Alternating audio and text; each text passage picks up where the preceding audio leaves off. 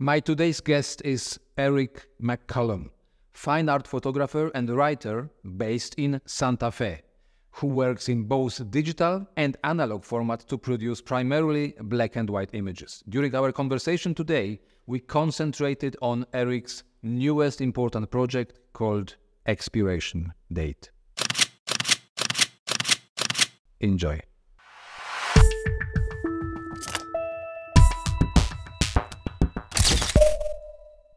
Eric, so nice to have you here on Frames. Finally, we made it right with our record. We had a few attempts, but you are here. So nice to see you. You are based in Santa Fe, New Mexico, correct? I live in Santa Fe, New Mexico, in the southwestern part of the United States. Yeah. Wonderful. Yes. Yeah. So I don't know even where to start. You have been photographing or writing for many years, going through many different projects. Yes. But I think we'll be concentrating today, specifically on the project you sent my way. The images you sent my way. It's a project called Expiration Date, right?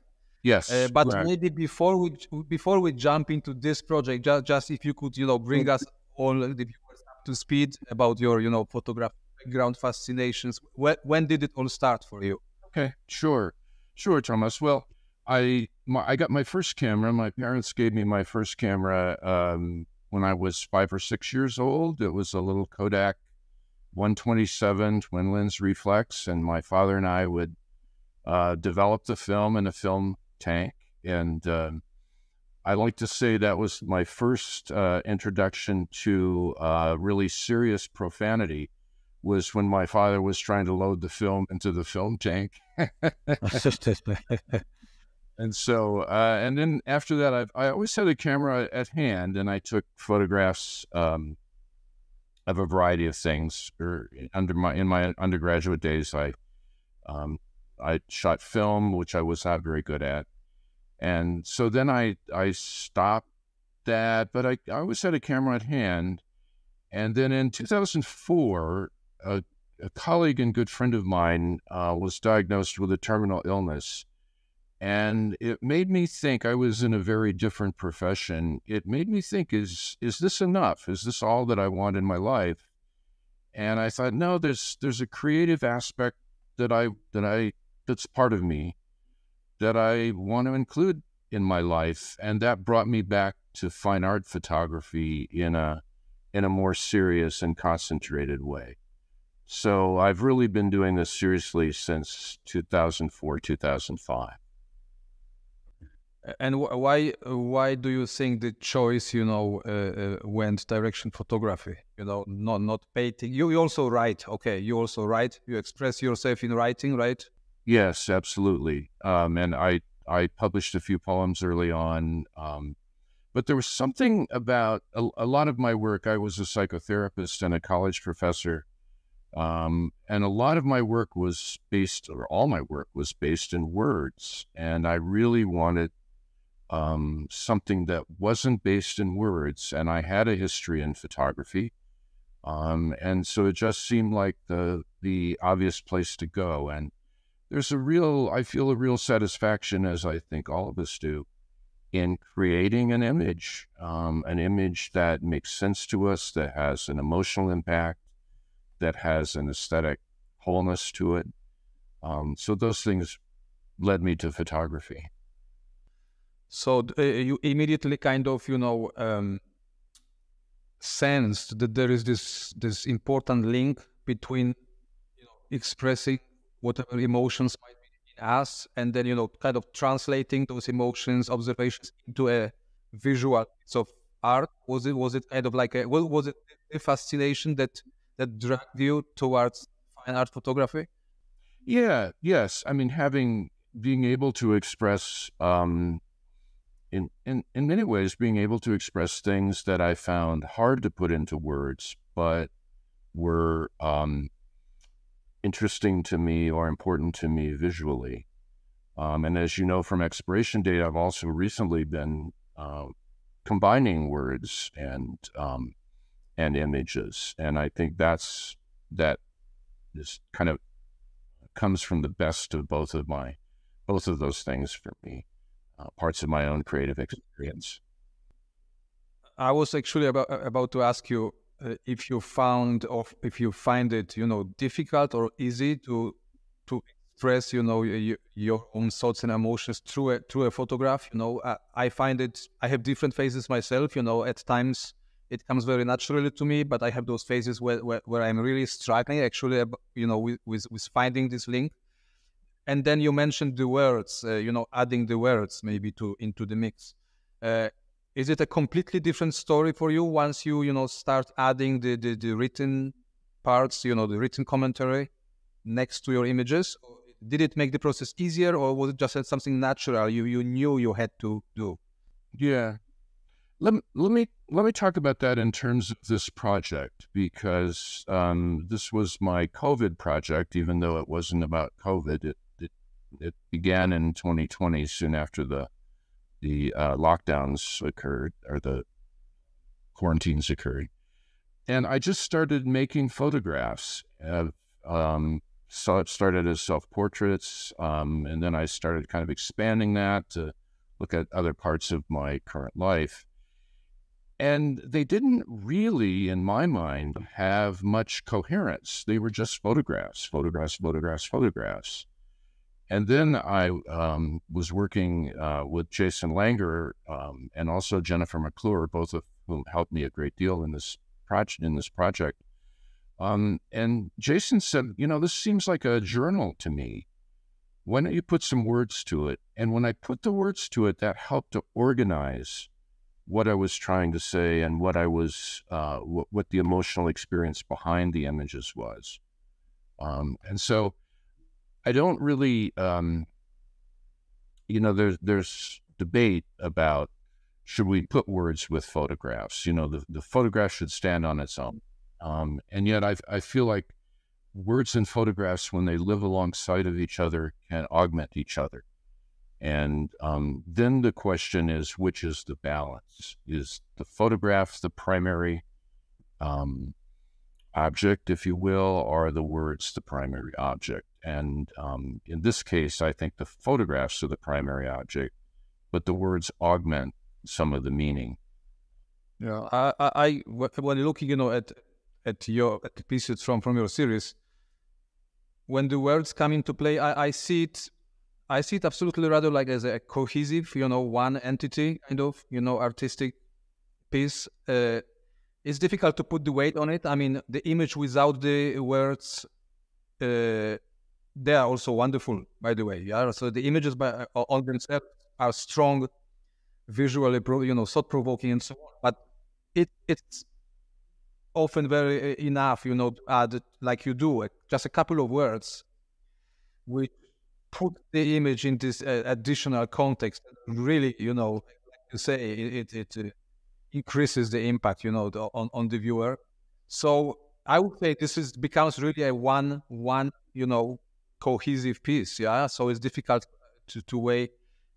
Let's talk about because, like, as you mentioned, you started this series with your self-portraits. Yes. And these are also self-portraits when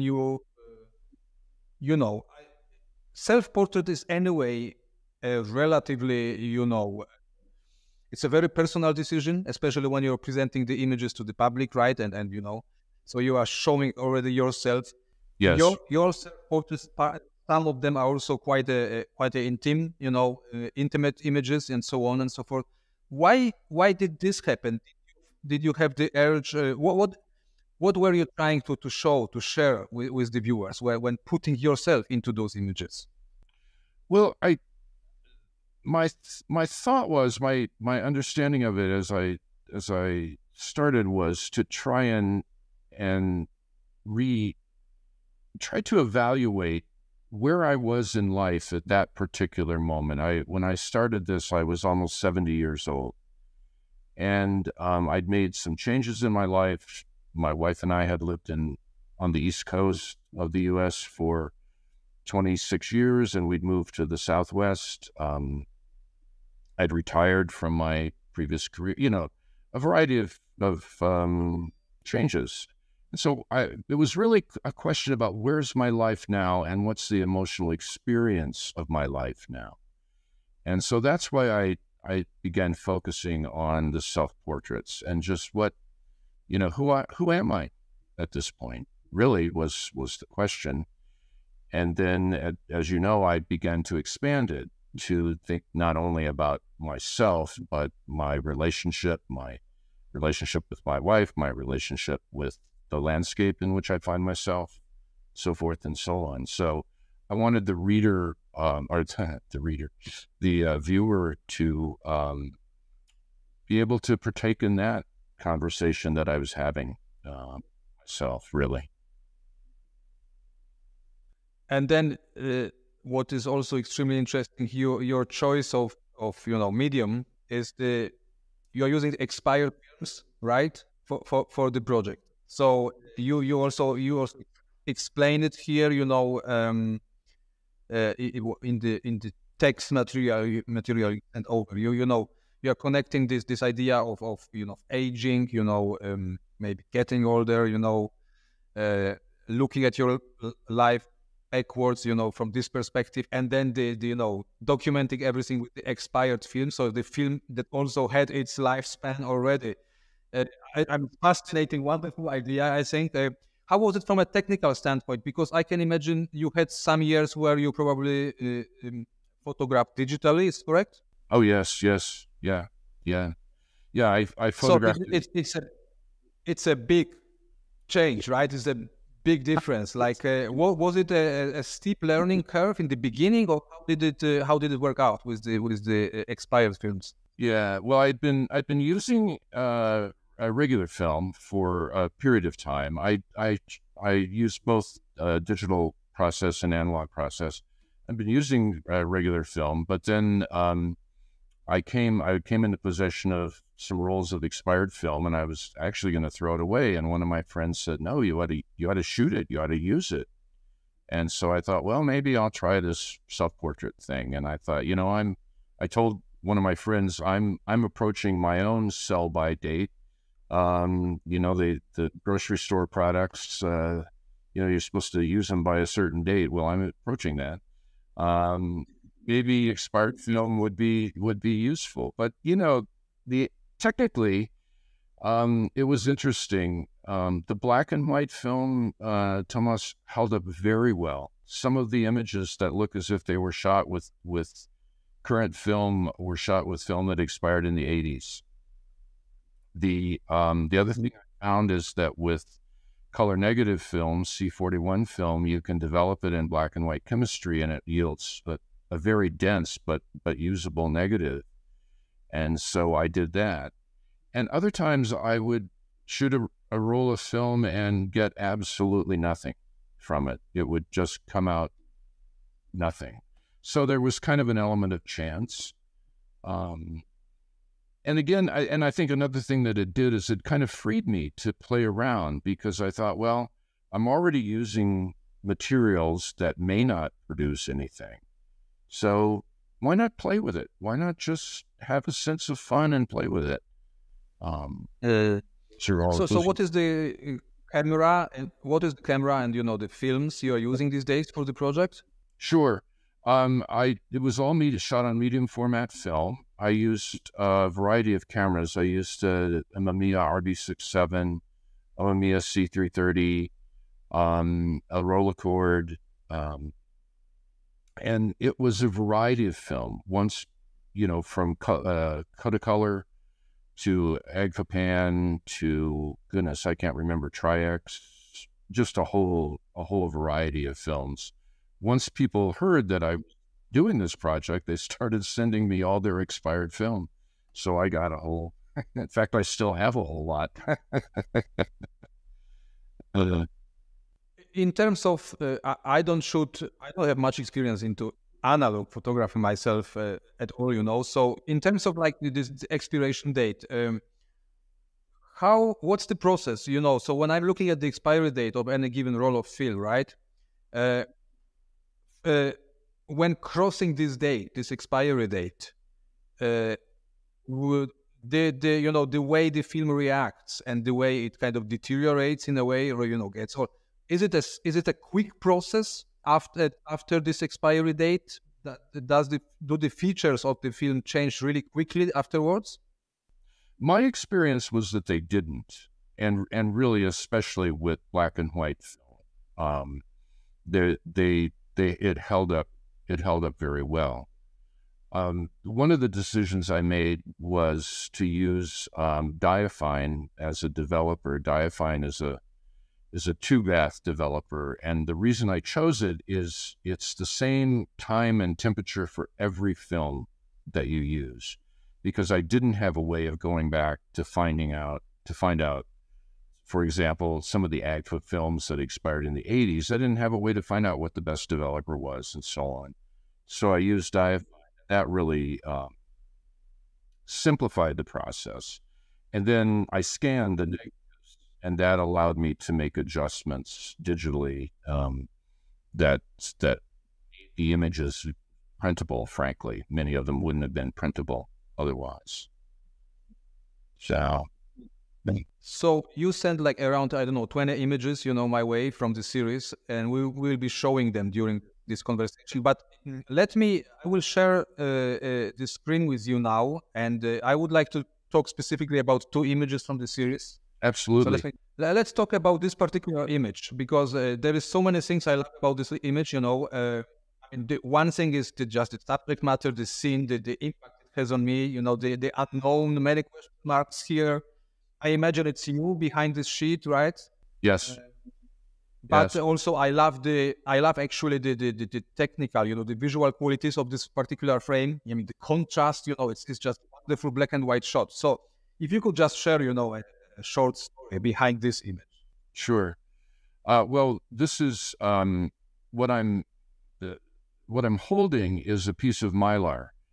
And my thought when I went to make this image was that I would be able to reflect the landscape in the Mylar and kind of, in that sense, show, that I'm in a new landscape, that it affects my identity and so forth and so on.